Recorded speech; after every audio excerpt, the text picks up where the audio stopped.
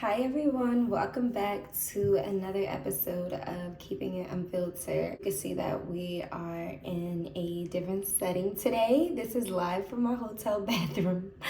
I'm gonna put up a vlog of my self-care trip and all the details and stuff like that. What was I gonna say? I really forgot that fast. Oh, I'm in the bathroom because this is honestly the best lighting for recording. I left everything at home by accident, but I have my earpod in, so hopefully you guys are able to hear me and stuff like that. I'm gonna just jump into today's episode. Watch the company you keep. Also, if you see these little marks on my shirt, it's from my lotion, and yeah, I planned out all my outfits and I'm just not changing it. It's lotion though. Okay, don't think I got a young bull stain on here because I don't. Each of the points that I'm gonna bring up in this video have something to do with not only things that have happened with me and things that I've noticed, also from people that were around me. And I just feel like it's an important topic to talk about. And people are always talking about automatic toxic friends, and people that they cut off. But what about the people that are literally in your circle doing things to you and that, you know, you might just brush off or you're just ignoring for whatever reason? I had to sit this chair super high up. I feel like I look like 6 feet tall or something like that. This chair is so high right now. The first thing I want to talk about is the friends that you have that are always sad. These friends are probably the hardest. There have been friends that I've made it all the way through the cycle with where, you know, we had enough conversations and they realized, okay, me being sad is not doing you or me any justice and I need to make changes in my life. But some of the friends that you have that are sad that don't even care about what their sadness, how their sadness affects you. They don't care that it brings your mood down as well. They don't care that it stresses you out as well. Because let's be realistic, like, you want the people around you to be in the most positive mood necessary, or you want the best for them. I would hope if you're a genuine person, then you want the best for the people that are around you. So it's important that they're not always in that sadness and sinking in that sadness. And a lot of the times, something that I realize is that the friends that are sinking in the sadness are not even making changes in their life. So if you got a friend that's always coming around you, always sad, always have stuff going on, and never trying to do things to fix the situation, I think that you should take a couple steps back, because I don't know about you guys, but when it was happening to me, it would really bring my mood down. And it's like, now I'm sitting here like, oh my gosh, I want my friend to do this. I want my friend to make this and that decision, but they keep making the same exact decisions to put themselves in a sunken place. And it's like, at the end of the day, as your friend, I feel like it is my duty to try to make you as happy as I can. But if you don't want to help yourself, baby, how am I supposed to help you? Another thing that you should watch out with your friends is bad habits. The smokers, these are the drinkers, these are the people that just never want to do anything with their life. And I don't know, they just don't have no motivation in life. So what they do is they just rely on their bad habits to get them through. So let's say they're upset about money. Okay, well now they're going to smoking, or now they're going to drinking to just forget about how they're not making enough money or whatever that is. I'm not saying, because a lot of people aren't heavily influenced. Like me, for example, almost all my friends smoke. I'm not influenced to do it and stuff. And I'm not saying that they all smoke for the reason of like they're unhappy. Some people just, you know, that's something that they like to do. So I'm not saying all of us are influenced. However, like if you got a friend that's really leaning on that and all they doing is smoking all day and drinking all day, and you know that you're the type person to like be maybe easily influenced and feel like you're going to pick up the habit as well. And even though you might not want to do the habit all the time, but because you're an easily influenced person, you're like, well, they're smoking, so let me smoke too. And a good example of how this happens is people with the vapes. Almost 90% of the people in my life, I want to say 95% of the people in my life who decided to turn and vape, actually, or puff bar, whatever you want to call it, I think they're the same thing, but the people who actually did it tried it once from someone else, and then they just wound up, you know, it became like a habit for them. And like I said, it might not be the reason of depression or whatever. It just might be something that they want to do. But if you are a person who is easily influenced, or you're a person that's trying to wean off that specific habit, and I don't think really the puff bar might be a thing, but for example, smoking. If you're trying to stop smoking and then you're hanging around people all day that smoke, you might want to sit there and be like, okay, maybe I should take a big step back from them because that is all they do. And I'm trying to stop this habit, and seeing them do it makes me want to do it. So pay attention to your company when it comes to that. The next thing that you want to pay attention to is jealousy. Jealousy is one of those things where it really does not come out of the blue. Like, especially if it's somebody that's close to you or someone that you consider a friend, like they're probably not going to be upfront with it. And when I say upfront, I mean they're not going to tell you that they're jealous, but they may do a lot of things such as constantly downplay you, making it seem like you are doing too much because of the things that you want to have and the requirements that you have in your life. Another thing that they may do is talk about you behind your back, and that can be downplaying you. When I say downplaying, I mean like behind your back or in your face. And it's like they might be talking about you and it's not even a reason to. Like, it's not like something that you did. They're just mad just to be mad. And this has happened to me a couple times, and I don't even like, to be honest, I was not classifying something like this as jealousy, and I don't even like calling people jealous. Like, I just feel it's weird. But when I see it to someone else, and this is happening to someone else, I call it jealousy. But I don't like saying people are jealous of me. But when I do see this happen, or when this has happened to me, the way they'll go about it is like targeting the people that are around you, or they just, like I said, they really will make it seem like you're just doing too much, even though whatever you're doing could be to better yourself. And it's like, you're not even trying to push on them the type of person that you are or the type of things that you want in your life. You're just saying that's what you choose to do for you. And that's what makes you happy, or that's what makes you feel okay at the end of the day. And I don't think that it's anything wrong with that. Like, I can handle my life one way and you could choose to live your life another way. Don't let those friends sit there and try to make it seem like the decisions that you are making, or because you didn't follow the same exact path that they followed, where they had to fall on their face a couple times, like that it means you are doing something wrong. If you're able to see something clearly and be like, okay, I noticed that the route that you took, and I am not going to take that same route because I don't want to deal with the risk, or I feel like this route is going to give me a better better outcome.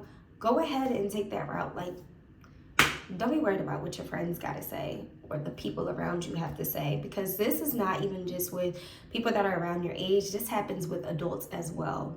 So many times I've seen adults try to give some type of, what do you call that?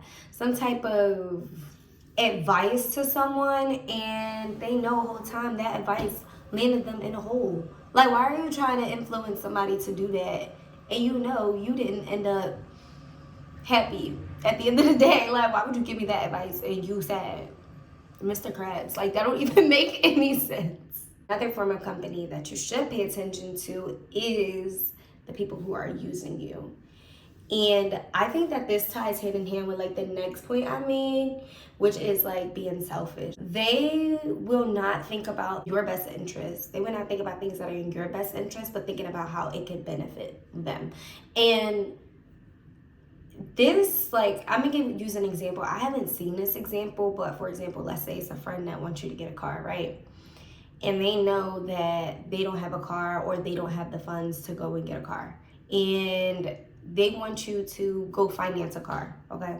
So they want you to finance a car, and at the end of the day, they're not going to be paying for the car or anything like that, but they want you to do that so that way you're able to have a new form of transportation. Or a friend that wants you to live with them to help you. Yeah, that's the more basic one. Let's start over.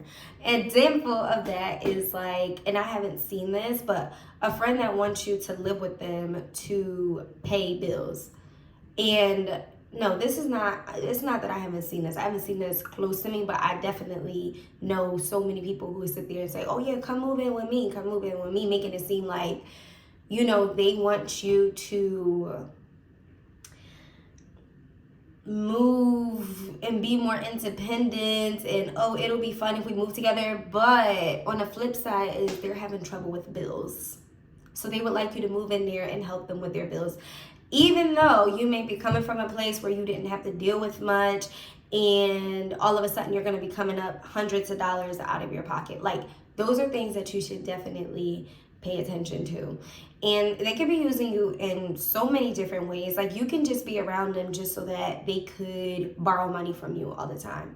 That is something that you have to pay attention to. Now, if you're fine with having them borrow money all day long, cool, so be it. But I don't know if y'all saw in the previous video, but a friend, an old friend, they used to borrow money from me all the time. And it's like, I feel like at a certain point, that was the only time that we spoke. So yeah, it's like, even though you paying me back, and then half of the time paying me back wasn't even the day that you were supposed to pay me back. Like, it's okay. If we're gonna be cool, we could be cool, but I'm not lending you no more money. So look at that friend who's doing things like that. People who want to go on vacation with you randomly, like, they might not even be your close friends. First of all, people who don't travel, who choose to go on these vacations with people who aren't even their close friends, they're big red flags. Like, these people who having all these troubles in Miami, I feel like y'all flying out with some random people. And that's why you're having such a big issue. And I don't wish that on nobody. I hate that y'all are going through the things that y'all are going through. But, like, please make sure that you choose the company that you choose to travel with wisely, because a lot of the time is they want some form of discount, or they don't want to pay for the hotel altogether on their own. So that's why they need you behind to come along. So pay attention. And the last thing that I'm going to mention is well-being. You gotta really pay attention to how a person takes care of themselves, because if they don't take care of themselves, if they don't value themselves in certain ways, like, you really cannot expect them to care for you or stretch their hand out for you, make sure that you're good in your tough times, because they're not even really worried about themselves like that. And let's say if you do see, like, oh yeah, well, they do take care of themselves, they are worried about themselves, so I don't even understand why they act like that towards me. If you see that, then maybe you should question, like, how close of company you should keep them. Because there's a friend that I literally talk to, and I let them know, I'm like, some people, it's just one of them things where you got to place people where they need to be at.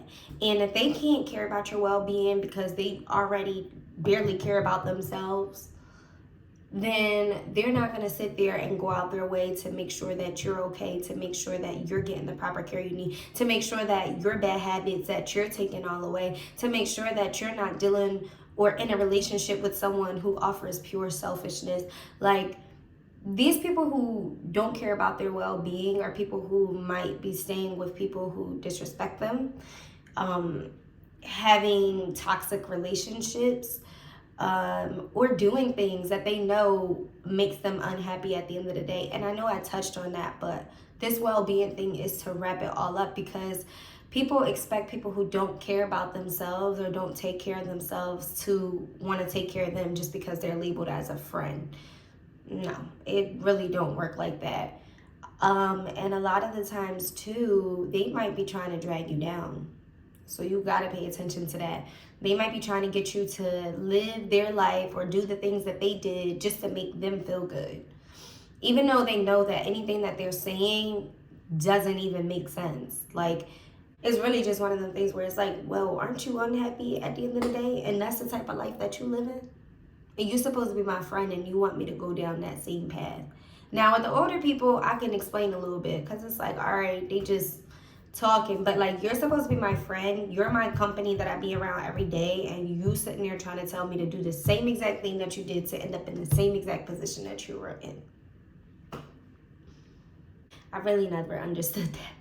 When it comes to the well-being portion, I think that the biggest thing you should do is make sure that these people that you are trying to put your hands into actually care about you to that extent. And it doesn't mean they don't care about you at all, like they care about life or death. But if you're expecting them to check up on you when you go missing, like MIA and stuff like that, like maybe you shouldn't think that way about them, because even when you're sick, they're not checking in on you. I hope that makes sense, because I have those people where I'm like, if I go MIA, you don't call me. Like, one thing, Sheik, you know, Sheik been on this channel so many times, and same with Kira is a no-brainer. But Sheik, if I go missing, Sheik is gonna call me and be like, yo, like, what is going on with you? Like, he's gonna make sure that I'm good. And if he didn't do that, I would look at him like he crazy. Like, bro, like, how you not checking in on me? Because I would do the same exact thing for him. And then there's like a couple other friends that I have to where that would be so crazy. Same with Elijah. Elijah hasn't been on here yet, but I have to shout him out, because one thing about my brother, he always gonna make sure I'm good. Sheik and Elijah, they're like really close and stuff. We all grew up together and stuff. But they're always going to make sure I'm good. Kiera is always gonna make sure that I'm good. Like, and there are other close friends who I felt kind of let me down, and I didn't say that to them, and they probably could figure out who they are. I feel like I did. I probably did mention it to them, but it did make me reevaluate a couple things, because I'm just like, yo, like, I care for you. If you go MIA, I'm texting you. I'm trying to figure out, how are you? Like, are you good? And then you just sitting there not trying to check on me and see what's going on with me, and I'm going through real life stuff, you know, so I say all that to say, to make sure that when it comes to that well-being portion with your friends, that you're not trying to stress yourself out and trying to put them in a certain place that they don't even want to be. And I know that's weird to say, but it's for real. Like, half of the time, that's not what they want to do. They just want to be your friend to hang out with. They just want to be your friend to be like, okay, you alive today? Cool. That's all I'm saying with that. But that was that for this video. I hope you guys enjoyed it. Make sure to comment, like, and subscribe. If you are not subscribed to Keeping It Unfiltered, what are you doing once again? So make sure that you do that. Also, I'm going to have my self-care trip vlog coming out when I get back home, and with the details of where I'm at, what's going on, all of that stuff. So yeah, that's that. And I'm sorry that I'm releasing on Friday. I was about to say on Snap, see you next Thursday, but I'm only releasing on Friday because I just wanted a new setting, and honestly, I didn't even take down all my Halloween decorations. And I thought about having like the Halloween backdrop, but I'm like, we in November, like I'm kind of over that. So when I get home, I gotta do that. I literally cleaned everything else in my house besides the backdrop, and that's where I usually record at. And then like the spider web where I sit on my couch was still up. I'm like, yeah, let's just record when I get to the hotel and stuff. But yeah, that's that. See you next Thursday.